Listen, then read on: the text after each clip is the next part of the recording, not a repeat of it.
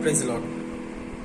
எரேமியா 32வது அதிகாரம் 27வது வசனம் சொல்லுகிறது, என்னால் ஆகாத காரியம் ஒன்று உண்டோ என்று சொல்லி கர்த்தருடைய வார்த்தை சொல்லுகிறது.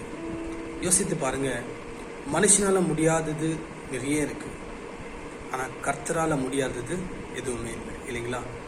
ஹாஸ்பிட்டல்ல பலவீனத்தோடு இருக்கிற பிள்ளைகளுக்கு, கடன் பிரச்சனையோடு இருக்கிற பிள்ளைகளுக்கு, திருமண காரியத்தில் தடையான இருக்கிற பிள்ளைகளுக்கு, இனி என்னால் எதுவுமே முடியாது என்று சோர்ந்து போயிருக்கிற அத்தனை பேருக்கும் கர்த்தர் சொல்லுகிறார், என்னால் ஆகாதது ஒன்று உண்டோ என்று சொல்லி. இன்றைக்கு கர்த்தர் ஜெயத்தை கொடுக்க அவர் ஒருவரே வல்லமையான தேவனா இருக்கிறார். கர்த்தர் உங்களுடைய வாழ்க்கையில எந்த காரியத்துக்கு காத்திருக்கிறீங்களோ நிச்சயமாகவே கர்த்தர் விடுதலை தருவார்.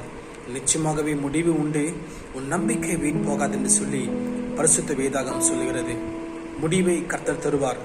ஆரம்பிக்கும் போதே முடிவை கண்டிருக்கிற தேவன் இயேசு கிறிஸ்து. உங்கள் தேவைகளை கர்த்தர் அறிந்திருக்கிறார்.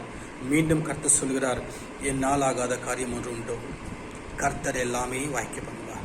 God bless you all. Amen.